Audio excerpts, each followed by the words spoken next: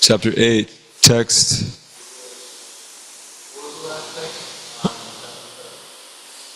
Last text on chapter 7 is 30. 8:7, okay.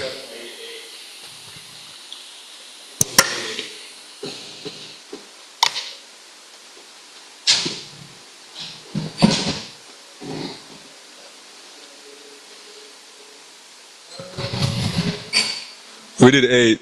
Let's do 8, 9.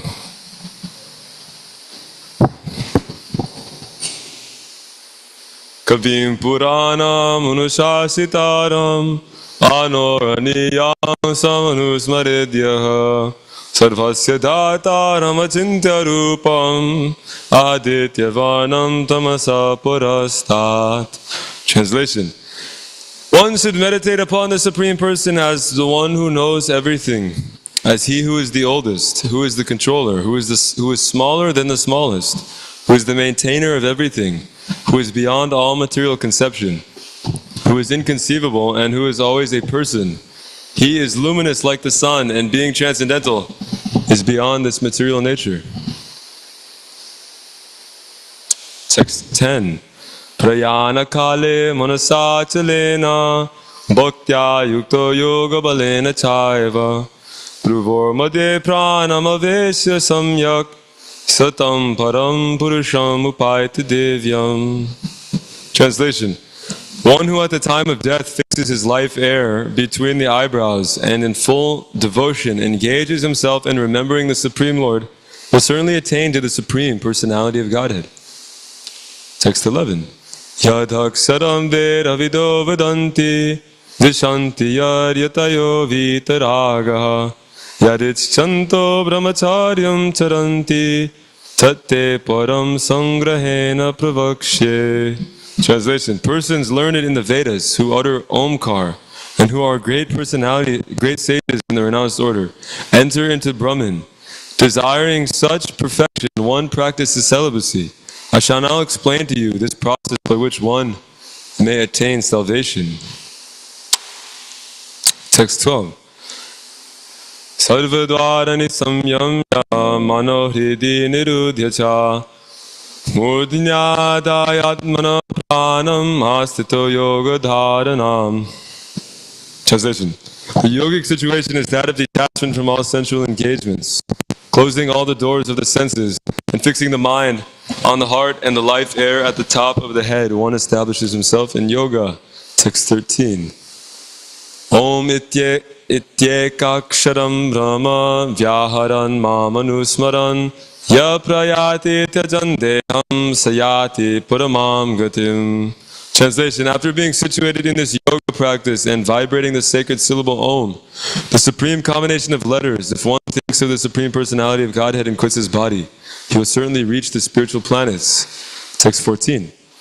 Ananyacheta satatam yomam smaranti nityajaha tasyaham sulabham partha nityayuktasya yoginaha. Translation. For one who remembers me without deviation, I am easy to obtain, O son of Pritha, because of his constant engagement in devotional service. Text 15. Mamupetya punarjanma dukalayam shashvatam napluvanti mahatmana sangsiddhim paramam gataha. After attaining me, the great souls who are yogis in devotion never return to this temporary world, which is full of miseries, because they have attained the highest perfection. Text 16. Abrahma bhuvana loka punarha partinorjuna mamupetya tukunteya punarjanma navidyate. Translation. From the highest planet in the material world down to the lowest planet, all are places of misery wherein repeated birth and death take place. But one who attains to my abode, O son of Kunti, never takes birth again.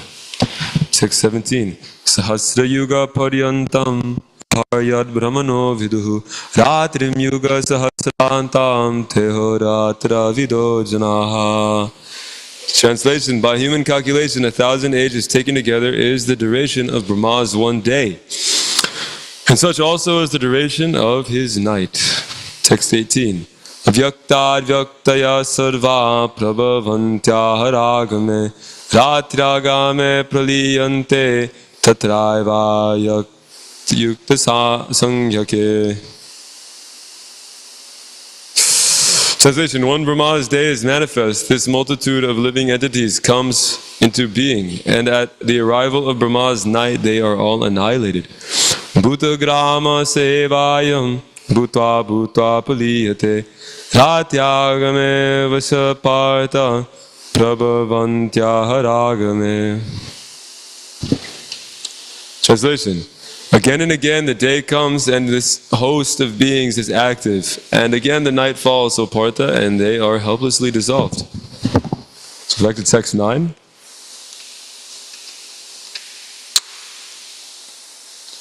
Text 9. Kavim Puranam Anushasitaram Anoraniyang Samanusmaridyaha Sarvasya Dataram Achintya Rupam Adityavanam Tamasa Parastat.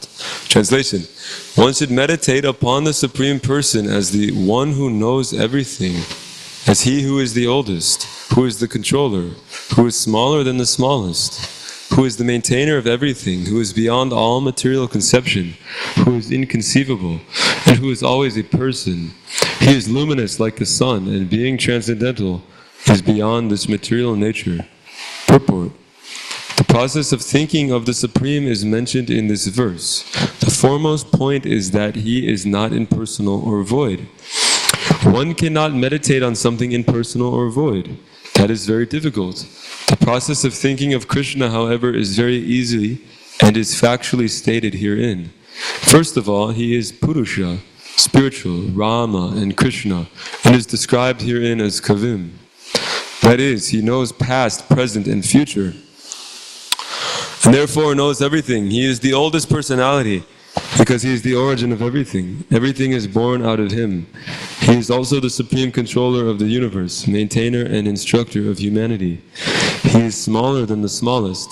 The living entity is 1/10,000th part of the tip of a hair. But the Lord is so inconceivably small that He enters into the heart of this particle. Therefore He is called smaller than the smallest. As the Supreme, He can enter into the atom and into the heart of the smallest and control him as the Supersoul. Although so small, He is still all-pervading and is maintaining everything. By Him, all these planetary systems are sustained. We often wonder how these big planets are floating in the air.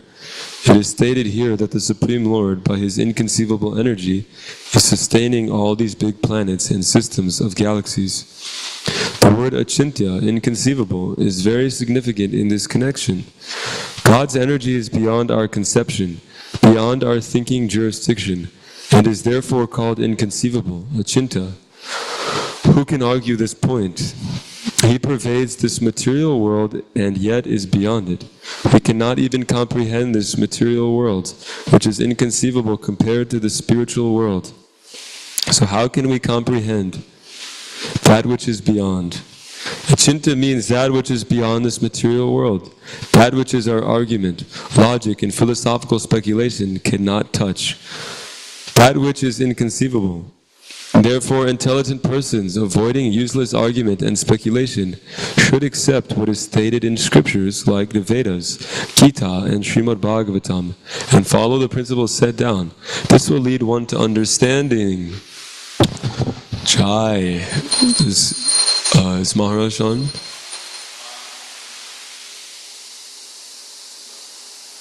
No? Okay.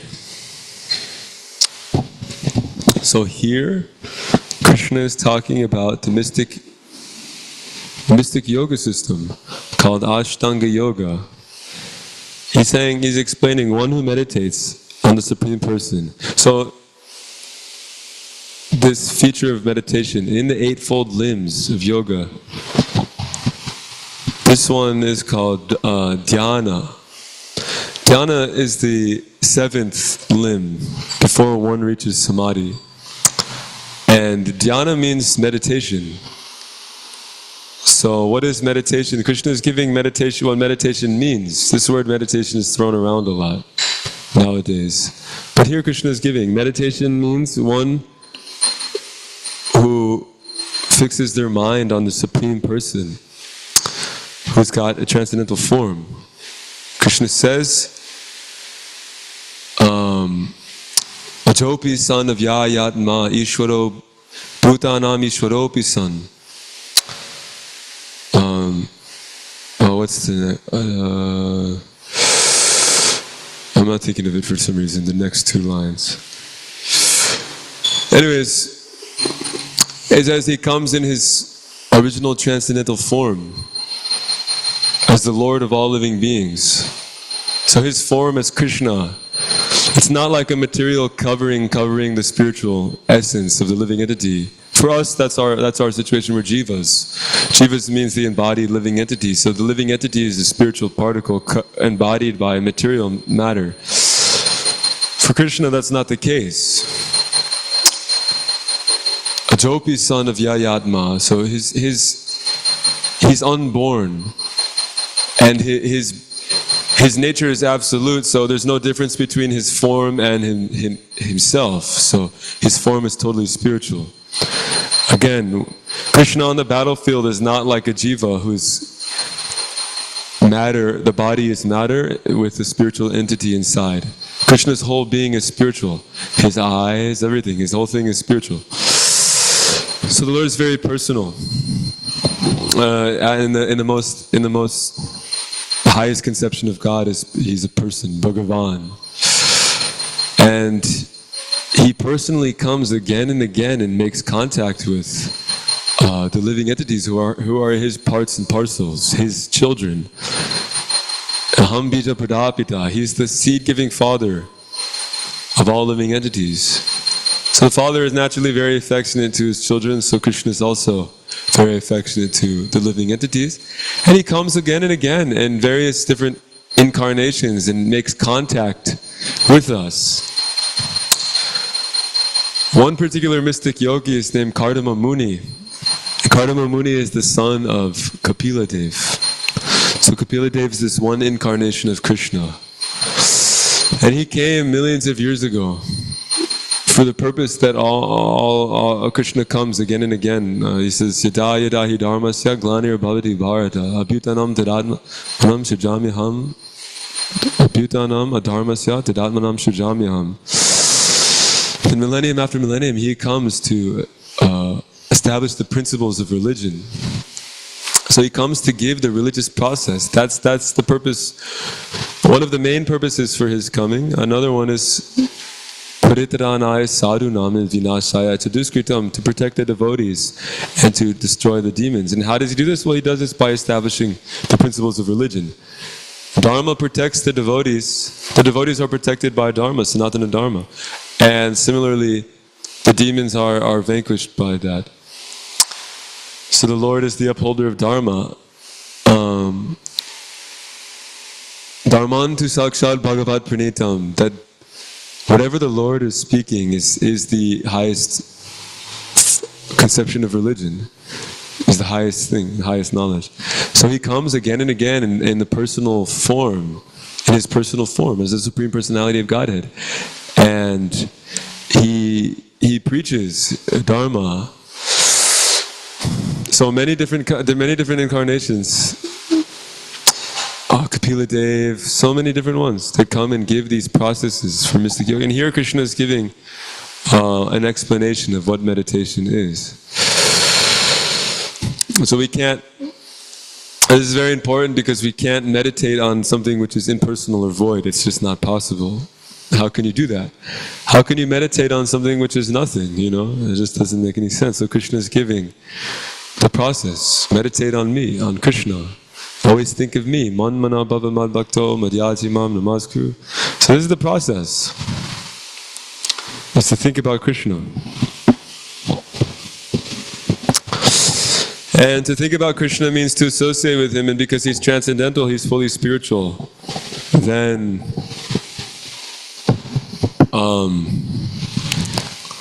one can remain totally freed from all kinds of material contamination.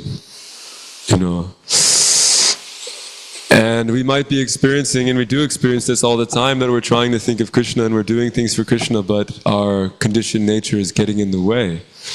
We have so many problems, anxiety, we can't stop thinking about these things that are related to this particular birth, certain things we've experienced in this particular birth, and certain traumas and karmas that we've had to endure, and feelings.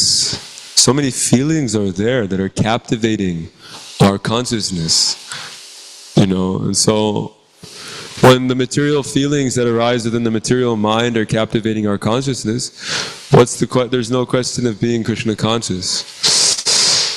So this body, mind, senses, all these different things are constantly trying to are actually successful in captivating our consciousness. And it's tricky because they present so many things are presented to us all the time. So much phenomena, thoughts and feelings and ideas that may pose themselves as being beneficial for us, and they're really good at captivating our attention. But actually in the long run, because they're material, they do nothing but further our existence within the suffering condition and the illusion condition, the bodily concept of life. But what's really nice is that if we go on tolerating these things while using our intelligence to execute our prescribed duties, we will experience so much nectar, so much mercy will be there.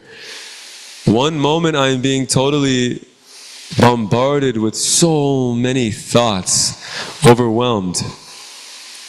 But when one hears sufficiently, his intelligence will become fixed up. So then when the intelligence is fixed up and I'm being bombarded by all these thoughts and all these feelings and sufferings, kleshas, adidaivika, adibodhika, adiatmaka kleshas, all these different kleshas are attacking me.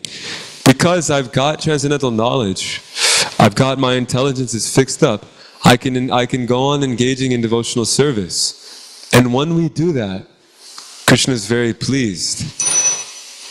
And He empowers us. He empowers us. And the devotee is so glorious. Because ordinarily when we encounter these kleshas, these sufferings, what happens is that we turn away, we tuck our tail in and we run away and we take shelter in intoxication, these different things, in order to forget.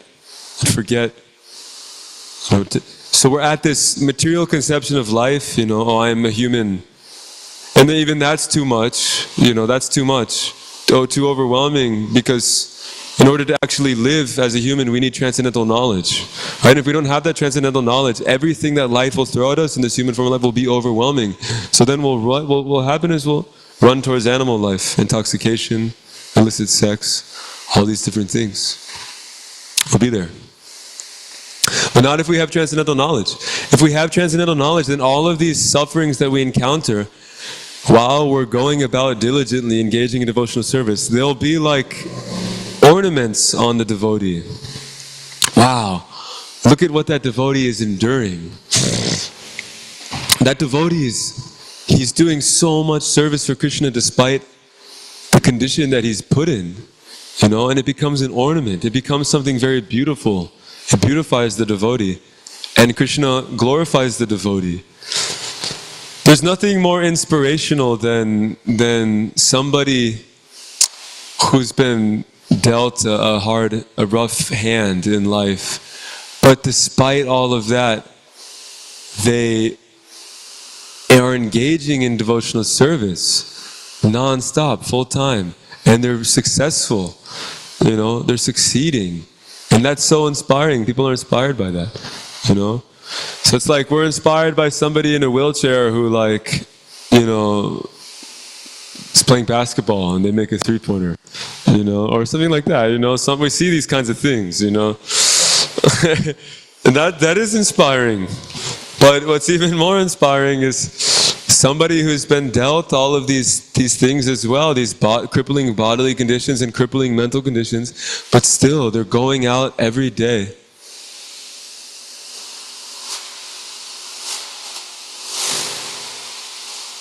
Hare Krishna Prabhu. I just want to say that was a really nice point. Actually, there's actually a devotee in the movement, because you said something about somebody in a wheelchair. There's actually a devotee in the movement called Radhanath Prabhu. He was a book distributor for a long time, and he ended up becoming paralyzed. He caught a disease or something, but he ended up becoming paralyzed, and he still distributed books every day. So like the toughest thing that you can do is like he's doing it, and he's got a physical handicap. So I just wanted to bring that up, like the glories of devotees. Thanks. Very nice point. That's a practical example we have of a devotee, Radhanath Prabhu, who's doing that. Many other examples. Jaya Pataka Maharaj, Maharaj, so many examples. Devotees who are doing this wonderful thing. Srila Prabhupada, just, there's no checking the pure devotional service, the Krishna consciousness movement. There's no checking. There's no material thing that can check this movement, So, a devotee who's suffering all these things, and they still go out and they make their whole life about serving Krishna, about serving the other living entities, serving their spiritual master. That's totally amazing, Most of the time we're coping with these debilitating conditions by serving ourselves, serving our senses. Oh, so I'm suffering, so let me try to enjoy more. I'll counteract that suffering by enjoying more. But actually the funny thing is that the material enjoyment is the root cause of why we're in these positions. Somebody is diseased because, why? He tried to enjoy too much. Eat too much food, you get diseased. Smoke too much, you get diseased. Drink too much, you get diseased. Do anything too much, illicit sex too much, you get diseased. But the solution, the cure, is to engage in Krishna service. We can go on engaging in Krishna service forever, eternity, and it gets better and better and better and better. And with this transcendental knowledge, we're able to disarm all these problems that come into our life. No longer are they problems, but they're actually tokens of Krishna's mercy that we can ornament ourselves with, And people will glorify the devotees for what they've accomplished despite all the odds being against us. Not only that, but everybody in the material world will applaud somebody who's maybe a paraplegic and does something very miraculous. But the devotees, we're living in an envious world, a world which is envious of Krishna. So the devotees of the Lord, who are His servants, who are taking shelter of His spiritual potency and who are qualitatively as good as He is, I mean, if we're being honest, the world there's a small percentage of very nice, favorable people who are applauding the devotees for what they're doing, but the majority of people are very envious towards the Krishna consciousness movement. So they're throwing so many insults and trying to, make fun of and trying to, what's the word? Degrade or belittle, depreciate, devalue, all these different things. Trying to. So, devotees are doing the highest thing, and therefore they're able to overcome the most difficult situations in life, And it's totally amazing. Totally amazing. How they can overcome the most difficult situations in life and do the highest thing that we can do, engage in the highest kinds of activities. Welfare activity, which is beneficial for all living entities. We're spreading this Hare Krishna movement, and it's effulgent. Krishna says this transcendental knowledge is pratyaksha vagamam dharamyam. It's a religion, it's the perfection of religion because the self is, it's self-evident, right? It's self-evident by realization when we practice this religion. So it's effulgent. You know, Bhagavatam is effulgent. The holy name is effulgent. And these things are effulgent. And what happens is like the sun. When the sun is in the sky, everything becomes illumined and suddenly you can see. Well, you can see how beautiful things are, but you can also see how dirty things are. You know? And so when the holy name is present there, when this movement, when the Hare Krishna movement is there, the devotees are there, congregating there, chanting the holy name, then everybody's filth becomes on full display. Nothing to hide anymore. But this is good. This is a good thing. Just like when you go into the doctor's office, they shine the light on you. You know, they got to see what's up. You know, you got to see what's up. Or in order to clean something, clean a room, you need a bunch of light to see. So this is a good thing. But we need to have the vision to be able to see how beneficial this is. You know, the devotees, the pure scientists, Krishna conscious scientists, they have the vision to see this. They can see, you know, that how beneficial this is. But a neophyte devotee might become bewildered by this, you know, what's going on, things like that. But we should know that everybody's being purified, right, by this Hare Krishna movement. Everyone's being purified. You know, we're giving the opportunity for living entities to realize that their heart is dirty. You know, the Hare Krishna movement is giving the living entities the opportunity to realize that. That's wonderful.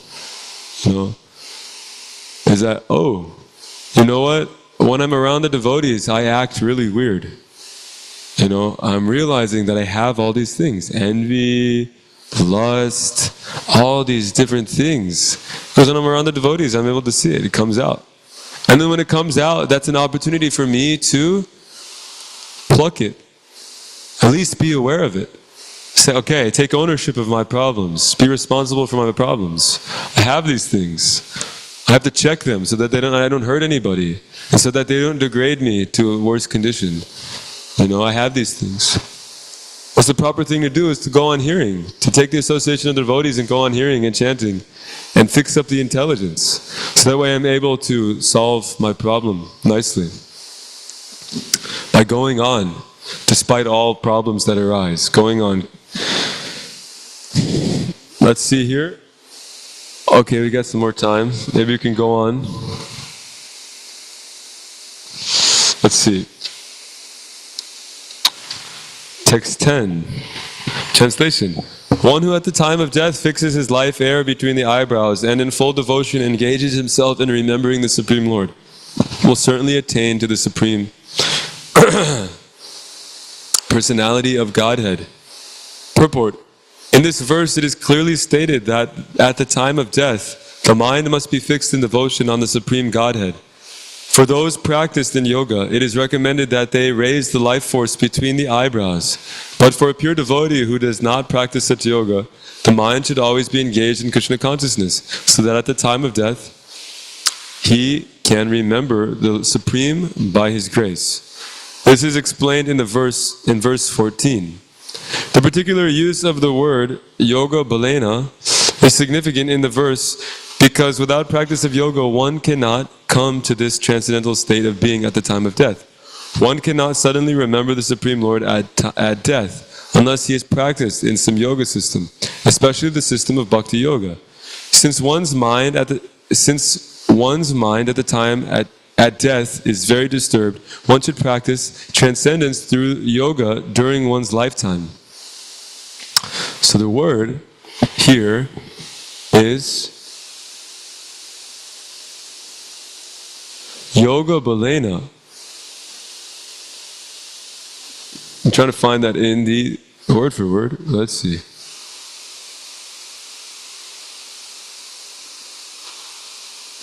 I don't know why I'm not seeing it. Anyone see it here? Oh yeah, here it is. Yeah, what is it? Yeah, by the power of mystic yoga. Yeah. Also, we have to perform this bhakti yoga very powerfully as well. So the mystic yogis, they attain that transcendental state by the power of mystic yoga. But the devotee, he goes on and by his powerful devotional service, he attains the state by the grace of the Lord. So the grace of the Lord is infallible. You know, it's something that we can fully depend on. Whereas the power of my own attempt to get there is not necessarily infallible, it's fallible. So by practicing bhakti yoga, we can surely attain perfection by the grace of the Lord. One thing is that we need to disarm our material desires.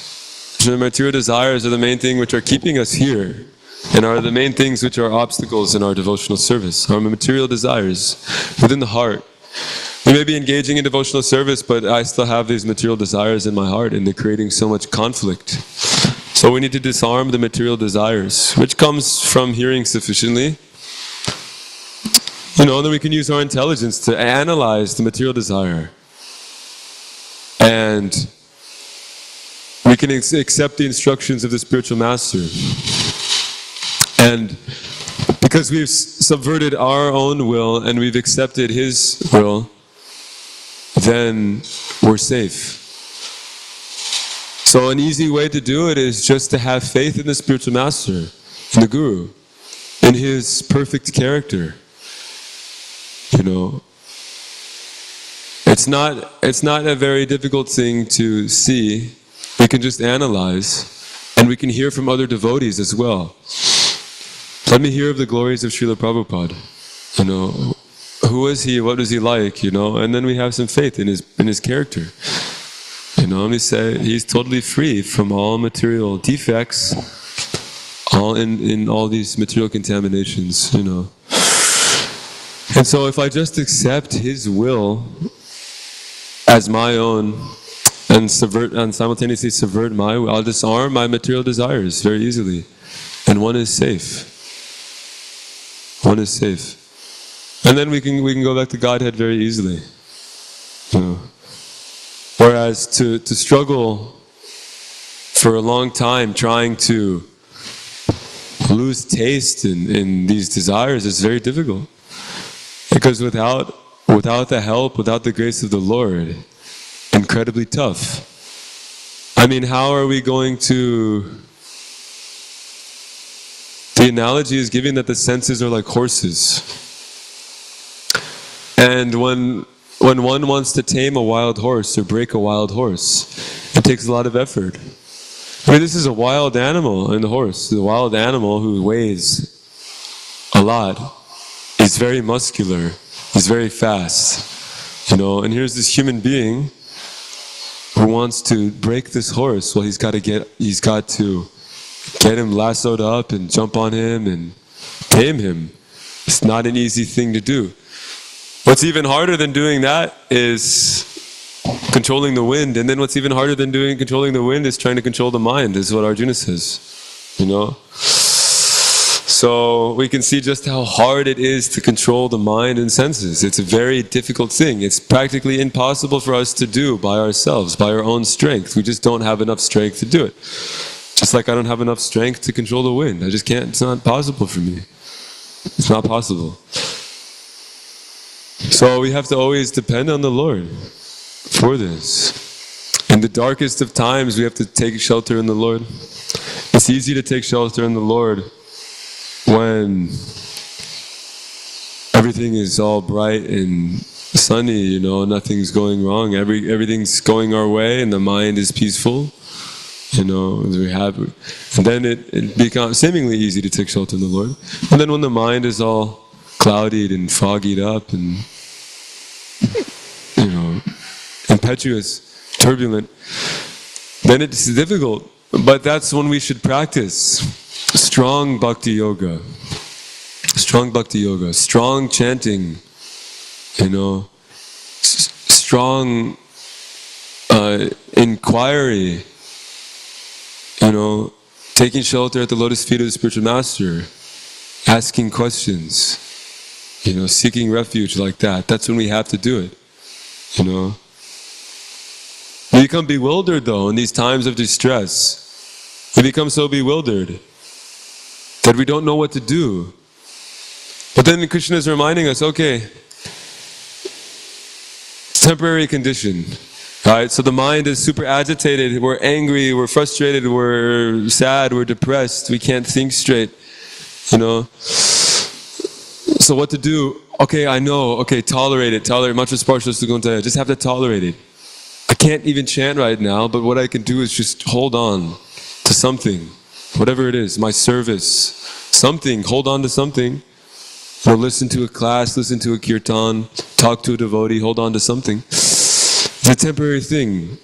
My mind will relax eventually, give it some time, and then when I'm in that peaceful condition, relatively speaking, what should I do? I should remember that this thing will come up again, but now I have to be prepared. So now when I'm able to, I should fix my intelligence in Krishna and hear sufficiently. So that next time the turbulence of the mind comes up again and my conditioning comes up again, my intelligence is strong enough to cut through it.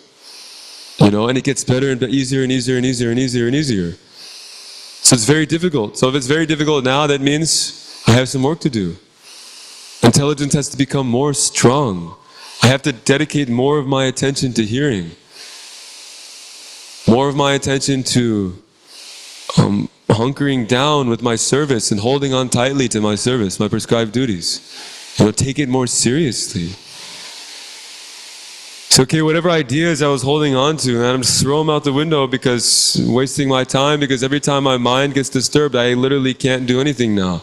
So throw out these ideas and just take shelter of what I've been advised to do by the devotees who are seeing from a higher perspective. We want to see from a higher perspective, a vantage point, see our situation in life. It's not necessarily that we have to spend so much time reflecting ourselves, but we approach somebody who's actually at that vantage point and we can save so much time again and again. And if I'm frustrated, I may be thinking, okay, I'll go off and just space out. No, but that's the perfect impetus to actually seek shelter of somebody who has that vantage point and save so much time. How long will it take for me to go off into the forest and reflect on my life before I before I feel okay to come back? It might take years, it might take lifetimes. I might think, okay, I'll just go there and journal and then come back. I don't know that. You could go there and never come back, lifetimes. But if we use that as an opportunity now, the spiritual master actually has that vantage point. No matter how much I sit here with my pen and paper, I won't ever be able to come up with anything close to the jewels and nectars that I might get from approaching the devotee who's had years of purification and years engaging in devotional service. So what do? I approach him humbly and submissively and inquire from him in that time of distress.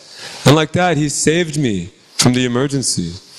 It's very difficult for us because we have certain conditioned natures, but we should understand the nature of God is that He's always with His associates as well. So I have to get over these things anyways. I have to get over these things. So devotee association is priceless. We should always be, the Acharyas stress this so much.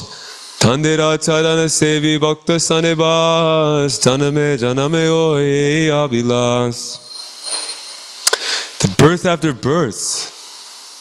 I want devotee association. That's what Narottam Das Thakur prays in the song we sing in the morning. Birth after birth, the desire is to be with the devotees. So devotee association is so important. We have to constantly seek it and inquire from the devotees, the spiritual master particularly, but also our authorities, temple authorities, things like that. Reveal our minds. We can't trust the mind. We can't trust the mind. It's gotten us into so many situations.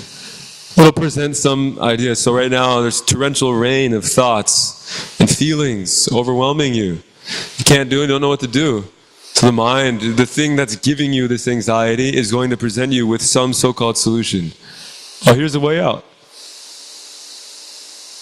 But that solution is so temporary. The next time it happens, it'll be even worse. And worse and worse and worse. You know? So we can't listen to the mind. Eventually we have to say, no, I can't do it. Listen to the intelligence which has been fortified by the instructions of the spiritual master. To then surrender to the spiritual master in that time of crisis. You know, asking questions. I have to ask the good questions. The questions that'll save us from... If I'm tied up, you know, and if I'm tied up and bound in the train tracks and it's coming for me, what kind of questions will I ask? So, oh, hey, what's your favorite color? You know, no. How do I get these things off of me? You know? What do I got to do? Why do I keep ending up in this situation? You know? What do I got to do to get out of this? You know? So, this is this is surely the most practical and beneficial method of overcoming all these different things in life. And Arjuna is setting the example for us. He's doing this with Krishna. He's surrendering to him as the spiritual master, and he's getting serious. He's asking the good questions. You know? If at first he was just presenting his thoughts and his feelings. Krishna was kind of speaking in a way which is like, you know, oh, yeah, but come on, you really kind of speaking as a friend, you know. But then they get serious as spiritual master and disciple. And Arjuna begins to ask the proper questions. So at some point we have to take that initiative. It's okay, I got a feel for this thing, you know, I like the devotees. Now let me take my relationship with them to the next level and begin to inquire and, you know, hear from them nicely and serve them like that. So we are just about almost running out of time. So anyone have anything? Yes, Prabhu?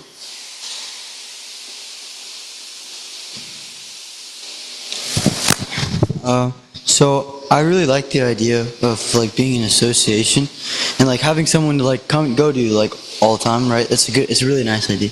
I just like when I try to put it in practice, I feel drained. I sometimes like I'll try to find a devotee and I'll just feel like stupid. I'll just feel like inadequate, like confused maybe even, or spaced out or something. So I don't know, like, what are some of the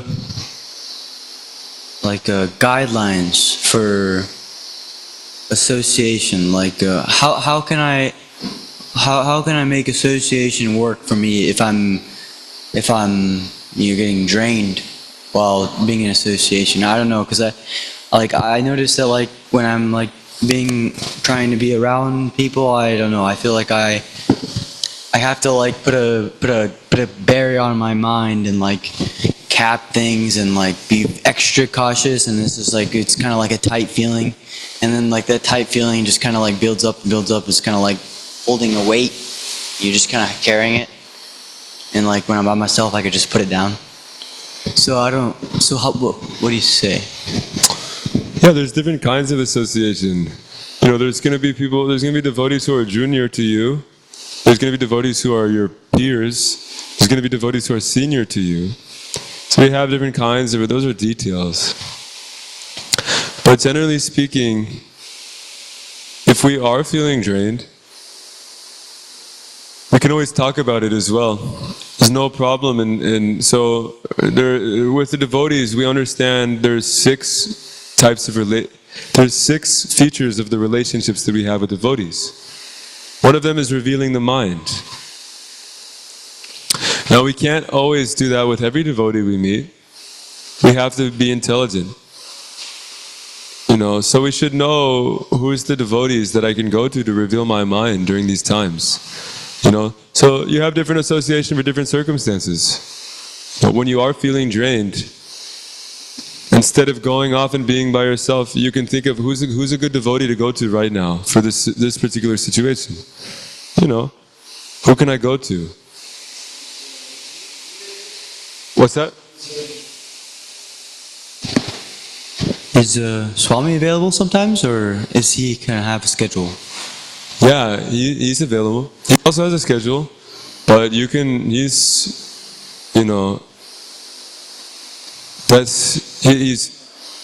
yeah. Sorry? I can give you an email. Oh, okay. Okay. Yes, Prabhu. Hare Krishna. So, inquiry to the spiritual master is very good. Inquiry to senior devotees is very good. But a lot of times, say there's a Swami or a spiritual master and he's trained other disciples and other people have been around and served him for a long time and heard from him a long time. So if we have faith in that particular person, then we should have faith in that program and hear from them. Also, not to say that we don't, also inquire from him if given the opportunity.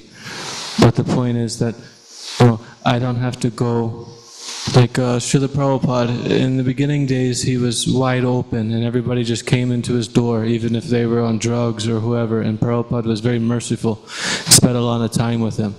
But then over time, as he gained more and more disciples who actually learned the philosophy, who were practicing, then Srila Prabhupada, when he was written to by his new disciples or neophytes with less important questions, he would direct them to their authorities at the temple because he was focused on a much higher cause.